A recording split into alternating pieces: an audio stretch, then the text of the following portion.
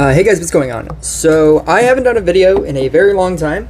I kind of want to do videos, not like on a daily basis, obviously, but when I have something to say. And I'm glad that I waited, because there's a lot to say now. So, the 15.1 is about to come out at some point. I want to say mid-month, probably is like when things usually drop, so pretty soon. And they have robot talents and they have Spirit Master, and I wanted to talk about both of them now that we have all of the abilities out. Shout out to G-Man, obviously. This dude gets all the cool stuff. He posts all the time. He as soon as anything drops on the official Rush Royale channels, he immediately posts them to his YouTube, so definitely check him out. But I screenshotted all of his because they ran through all the talents, and I screenshotted it so each one so that you could easily read it and I can talk about it. So really quickly off the bat, Robot is going to be an amazing PvP card, and I think Spirit Master is going to be an amazing co-op card. But I'll get to that when I get to that. So Robot was already kind of amazing. It was pre, the Demon Hunter. It's in the Shaman deck. That is like the deck. But I think Robot Clock is going to become a thing where you don't use Shaman because then that's too many merges. Like you want to copy too many things with your Harlequin and then you just can't. Because if you choose to Shaman, if you do like Harlequin, Shaman, Robot, Mime, it's too much. And what I mean by that is if you Harlequin your Shamans in the beginning to try to win and you don't win, then you haven't merged enough of your robots. That means you haven't used enough of your Harlequins and Mimes to merge your robots up. At which point, if they survive your onslaught, they're just going to win. And it's probably better to just focus on something. And prior to Robot getting talents, Robot Clock was becoming like the deck to run. Because Robot has such a high attack speed, and it does so much damage over the course of time, that you just play the long game, and that's how Clock eventually works. Clock is terrible in the early game. Don't even try to make it work. If you have, like a bunch of clocks and you try to level it up and you're like, they have like a Bedlam and they're, playing cultists and you're like, I'm going to Bedlam them first round. You are not going to Bedlam them first round. You are not going to slow down their attack long enough for it to matter. And you basically want to clock them. You want to merge up clocks and clock them consistently on a round that where both of you start struggling, essentially, because it'll get to a point where both of you are struggling, and Clock will give you the edge that you need for Robot to win. And with all the talents that came out, it's going to be even better than what it was before, because of Stun Rocket. When Hunter got the ability to stun units, that was the first thing that got the ability to stun units. Hunter became like a really good card that everybody was like, this is the most broken thing. They gave Robot as a level 9 talent Stun Rockets. When you merge it, it releases 2 rockets aimed at random units, stunning them on impact for 5 seconds. Automatically. Just any robot that you use to merge is just going to stun something for 5 seconds. It's unavoidable. They're not going to be able to Portal Keeper it away, like just in the same way that Hunter does. Like it's too much. And so 2 things are going to get stunned just automatically. And I think that's one of the best things that this thing has. Cryo Rockets, you're probably never going to use. And the reasoning why is because it releases 2 rockets to the mobs, and it deals 600 damage, which is literal nothing. It might be really good in the beginning of the game, but because that damage doesn't scale in any way, I don't think it does, it's not going to do anything. At which point you have to look at the slowing them down by 20%. If you have to slow things down to win, you're probably not going to win. So even if you think late game, I'll win because I'll be able to slow, that's a terrible strategy, because that means you're losing. And, you know, it's kind of like the all slow deck, right? The all slow deck that dies to Warlock and Assassin. It doesn't work. You have to deal damage. And the 20% slow is not going to do anything for you, even when it's going to kind of do something for you. I'd rather stun 2 units to make them die. And then if you're also running it with clock, that makes it even worse for them. Run stun rockets. And then you have the light bulb ability. I think they did this a little bit different than what it used to be, for like Demon Hunter or Demonologist and Meteor, because the way that it reads, so the robot appears with a light bulb. If there is no other such robot, when merging, cause all robots the effect happens, right? And then the other one is, it appears with a light bulb if there is no other such robot. And then when merging, give 150 mana, it does an ability. The way that it reads that whenever there's not a light bulb currently on the field, like if you merge out a thing and it's gone, the next time you merge in another robot, if you have nothing on the field, it will appear with a light bulb, as opposed to it just always being random with like a Demonologist and a Meteor. Because, you know, you can summon in a whole bunch of Demonologists and Meteors, and not get the ability. You cannot get the orbs. And the way that this reads, I'm pretty sure you will always basically have one as long as you summon in one, right? So like your first summon in of a robot, you'll get a light bulb. And then until you merge that one out, you will not get another light bulb. So you'll have to use up that robot by merging it, and then you'll get this effect.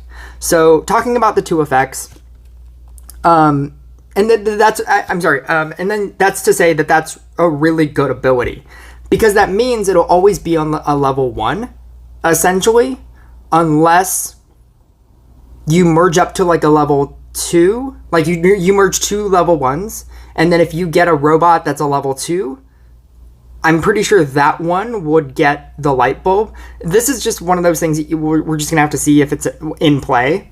Like if you start merging up 2 level 4s and you get a level 5 from it, since nothing has a light bulb anymore, I'm pretty sure that will get the level 5 will then get the light bulb, and then it'll be pretty hard to merge out a level 5, or you probably wouldn't even want to. So in that instance, I think that's when one of the later abilities will come into play. But anyway, the 2 abilities, you have Rocket Salvo, and you fire 1 more rocket from, causing all robots to overload, causing them to fire 1 more rocket from effects triggered for 10 seconds. That sounds like damage, but it doesn't read very well.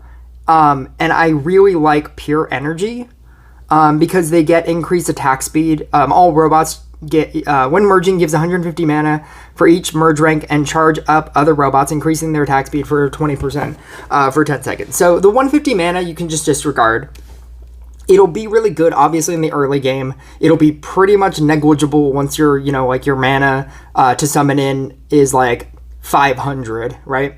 You won't even notice it. Kind of like Priestess. Like Priestess really early on is really good, but then, like late game, it starts to not even matter.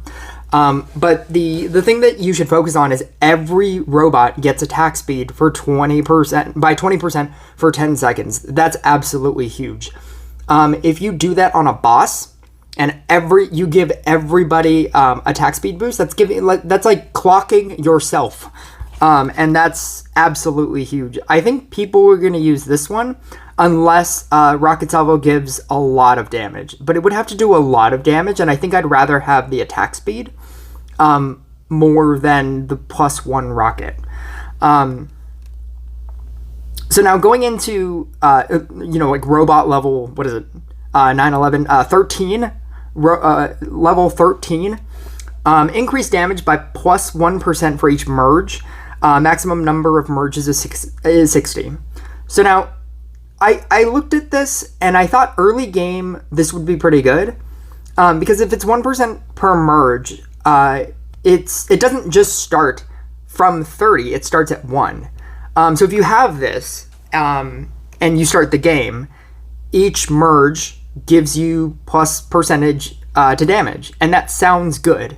And if you get to 60 merges, you're at plus 60% damage. 30 merges, you're at plus 30% damage. Robot is a purely damage unit that doesn't have high-end capability. It doesn't have infinite damage. And so I think giving it plus 60%, it's giving a damage unit more damage, and that's not a bad thing. Until you see Arms Race. Instead of area damage, after 5 merges, the robot gains a 10% chance of firing a rocket that deals 600 damage. That one is not great. I mean, it's great early on, and I guess after 5 merges, that is pretty much when you're going to be using it. But for every 10 merges, increase robot's damage by 100%, and the rocket damage by 300%. Increases the maximum number of merges to 60%. For every 10 merges, increase the damage by 100%? Am I reading this correctly?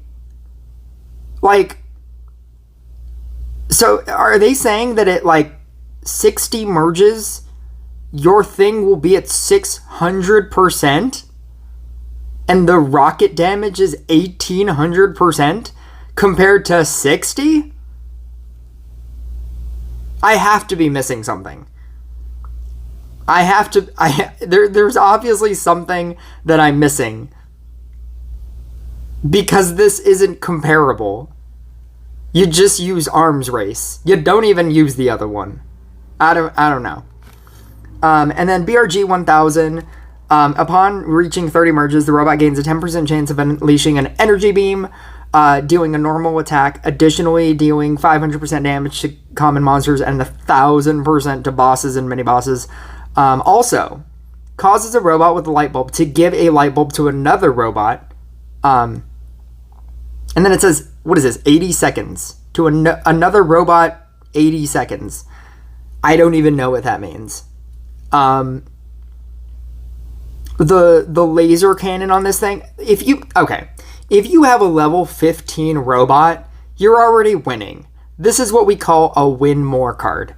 This could have said you gain 5,000 mana every time you kill a unit. It's just a win more card. You're already probably winning. This is gonna help you win more. This is obviously not a choice. There's nothing to say here. It makes your damage unit just go insane. Because if it's dealing that much more damage to common and that much more damage to bosses, that's what you want. This is going to give it late game ability. Probably not Corsair late game ability, but it's pretty late game ability. It's good. I think in PvP, you're going to run Stun Rockets, you're going to run Pure Energy, and you're going to run Arms Race, and you're not even going to look at the other abilities, and it's going to be pretty good. And that's really all I have to say about it. It's a damage unit that does more damage, better. That's what it is. There's not really that much more to say about it. I think the talents to use are pretty obvious. Spirit Master. So, for anybody who doesn't know about these cards, and you want to look at visuals about it, just go onto the Facebook Rush Royale. It's free. You don't have to have a Facebook account. Just look up Facebook Rush Royale, and you can look at the videos. But I just wanted to talk about why I think this is going to be amazing as a co-op unit. So the way that Spirit Master works, it has 11 activations of mana power-up. So whereas most units go from 1 to 5, and then that's max level, this one goes to 11. And it's really interesting because it gives a different aspect to the Rush Royale game. When you're playing Rush, if you don't manipulate mana, there's a specific amount of mana that you'll get per game.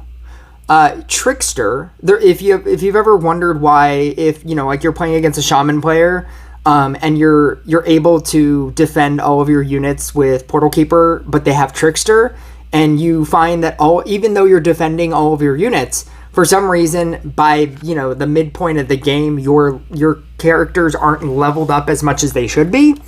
It's because Trickster is stealing mana from you, allowing you less summons. And if you don't have an external way of obtaining mana, there's a level cap on how much mana you will get per game. Spirit Master works in a very weird way. So you need mana to summon in, but you will also need mana to level this guy up. Now, to combat the idea that, once you can just, pump it up to 11, it'll just be, like the most amazing thing, because it'll be like the most powerful thing. What they decided to do was they implemented the idea that over the course of time, your mana power up on Spirit Master will go down, and it'll go down a level. So you could level it up to 2, wait a while, and it'll go back to 1. So the first ability is Elixir of Life. When you use when you upgrade it, you have a 30% chance to refund mana spent for the power up. Do not use this. I'll just tell you right now, it's not great. If you're building a Spirit Master deck, I think the Spirit Master deck is obviously going to have Cauldron, and I think it's going to be a better deck than Zealot Cauldron. I think Cauldron is going to work so well with Spirit Master because you're getting a constant flow of mana. Unlike Summoning In, that has a level cap, like that will just keep getting higher. When you sink points into leveling up an upgrade, whether it be from, like 200 to 400, right? You're always paying 200 to get it back to 400. So even if it goes back down, you're still just going to pay 200. That number doesn't change. Cauldrons, if you have enough of them, it'll compensate for this discrepancy. So getting 30% back from it, you won't even notice it. And it's not the better of the two, because the other one, Life Surge, upon a mana power up of 7 or higher, you have a 15% chance to increase merge rank of 1 Spirit Master. Get this guy to 9, and he is going to be invincible. A 15% chance to upgrade a Spirit Master for essentially free forever is insanity. So if you get this to a mana power up of 7, right, and you have a bunch of Spirit Masters and Cauldrons on your field, we're saying co-op, right? In co-op, the problem of co-op is that eventually, when you're playing co-op, and you build your board, like you're playing Blade Dance, you're playing Demon Hunter, right? At a certain point, if your opponent is using, or if your co-op partner is using Shamans, at a certain point, you have nothing to do with your mana. You just sit there. You just sit there and you just become an inactive participant in the game. There are so many games that I set up and I just leave my phone on for like 20 minutes until we eventually win. Because at that point, there is nothing for me to do. And anything that I would do, it would just make the thing worse, right? If you get to 7, right? When you go from 7 to 8, right? You have a 15% chance to increase a merge rank of any Spirit Master. You'll just sit there and go from 7 to 8, and then let it drop down, and then go from 7 to 8, and then let it drop down. And you can literally just sit there in co-op and just upgrade it, and then upgrade it, and then upgrade it. And then once you have like an excessive amount of mana, like you get like double mana or whatever, you can go to 11. But you don't have to, because that number will start getting bigger. And unless you can compensate for that discrepancy, I don't know if you could handle going from 10 to 11 from 10 to 11, right? Because that will be insane amounts of mana. But just going from 7 to 8 all the time for the rest of the game, so that you can level up all of your people while your co-op partner is also leveling up all of your people, is insanity. That's not even to mention that it has other abilities. Upon a mana power-up, 40% chance to throw a boulder at an enemy unit, stunning them for 4 seconds. Doesn't work in PvE, which is co-op. It has so when you level it up, it has a 40% chance to throw a boulder at an enemy unit, stunning them one enemy unit for 4 seconds. I don't think that that's good enough. Now I know I said that that ability would be good with Robot because it's in a specific deck, but for a Spirit Master deck, I think it just needs more power. At which point you use Earth Power. 40% chance to throw a boulder at monsters in the area, dealing 1500 damage and stunning monsters for 2 seconds. I think stunning monsters and dealing damage is better than stunning one dude for 4 seconds. It stuns one unit for 4 seconds. The difference between 1 and 2 units is huge. If you play Scrapper, the difference in upgrading 1 unit and 2 units is huge. I don't think if this dealt if it affected 2 units, it might be okay. A 40% chance it's relatively high, so it would probably happen a lot. But then you have to think of how often are you actually upgrading it. I think that upgrading, because you could even like spam upgrade and start throwing a whole lot of boulders and stun a whole lot of units and deal a whole lot of damage for 2 seconds, because it also gains bonus damage from the mana power-up. I'm assuming the higher increase your mana is, or your mana power-up is, the more damage that the thing is going to the boulder is going to deal to units, which is good because scalable damage is very important when you start to think about late game potential. If you manage to get it to 13, upon a mana power-up of 7 and higher, assume the fire spirit form for 7 seconds. When I was talking about Life Sturgeon going from 7 to 8 all the time, this is also what I was talking about. So when you go from 7 to 8, this automatically happens. And I assume that it happens to all of your Spirit Masters, which is also insane, which again is also why it's going to be insane in co-op. You get for 7 seconds, you gain a 10% AoE attack. I don't think this is the better one. I think Storm Power is the better one. AoE for gaining a 10% AoE attack, I don't think that that's great. If you were already not dealing enough damage to the units, getting an area attack is not going to help you. And you're mostly trying to focus on bosses anyway. And so I think that Storm Power is a lot better. You purge all negative effects, and you get an attack speed bonus against bosses and mini bosses for 30%. I think that's crazy. If you can purge everything, every negative effect, right? You get, Virus late game. You get even better King Pudding to late game, right?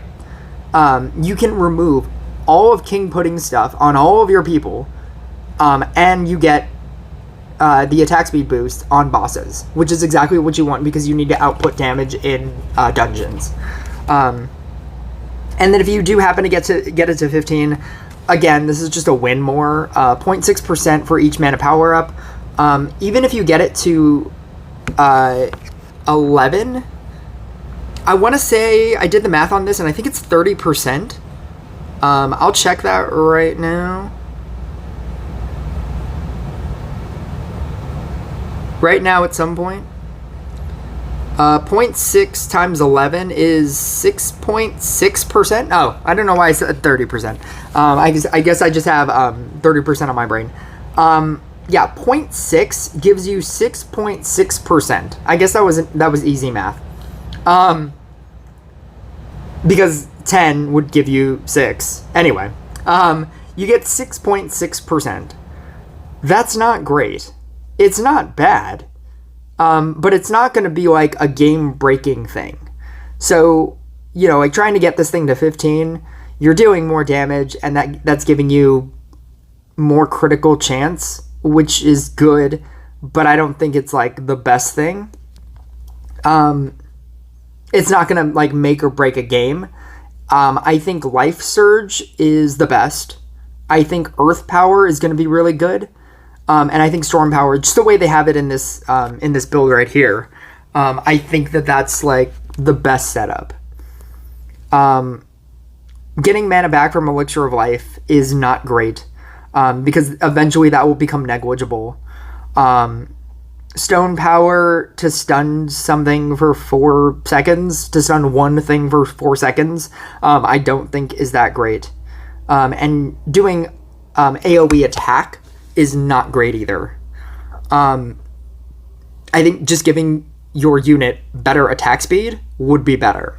Like think of it like this. Cultist does a whole bunch of damage as spread damage, but what if you had the ability to increase your attack, but it only dealt damage to one unit? If you had all of that spread damage that it does, and you focused it onto one unit, when you start dying, because you're using cultists and you can't kill bosses because the damage isn't that high because it does spread damage, it doesn't make it better. And if you had just stronger base single target damage, you'd probably just be dealing more damage anyway. You would still be able to clear all of the waves. There were some times when I think about like, what if Blade Dancer had spread damage? Because that's obviously Blade Dancer's like weak point. It's spread damage, which is sometimes why which is why you see it struggle against cultists, because cultists can deal with waves faster. But it doesn't deal damage very well to bosses. And ultimately, if you can't deal damage to bosses, you're probably going to lose. Because if you can deal, like, let's say you get to late game, right? And you can't kill a wave. If you can kill a boss, you not being able to clear the wave doesn't necessarily matter. If you can bombardier the boss and kill the boss, like, effectively, no matter what health it has, it's probably better than not being able to kill a boss that's going to bedlam you or warlock you or assassin you. Those effects are going to deal with your board a lot more than the randomness of wanting to deal area damage. It's the problem with Inquisitor. It's the problem with Cultist. They can deal a lot of spread damage, but they don't do a lot of good single target damage, which is why you'll often see those lose. So I think that Storm Power is better. And then Critical Might is Critical Might. It's 6.6% at max power up. It's okay. It's not the greatest thing. Any amount of damage for a damage unit is good. But yeah, that's it. That's my thoughts on Spirit Master and robot talents. I'm obviously gonna get 2 talents. I'm very close. I'm very close. Is it gonna have to is it gonna reset my game? Is it not even gonna? I don't know. Is it not even gonna? Oh, there it goes. Okay. I have 7 crystals. I need 2 more, obviously. And I have nothing to sacrifice. If it gets down to it, I might sacrifice something. But I have, Tesla, I have a Scrapper, I have a Knight statue for my Blade Dancer deck, I have a Cultist. I might sacrifice the Cultist and the Demon Hunter. I think those two are my, like, prime picks. Or maybe I would sacrifice the Cultist and the Boreas. Because going from 11 to 12 is not as important as going from 12 to 13. Because if I go to 12, then I'd want to go to 13, but yeah, you'd use the book on 13. And I have better targets for my book.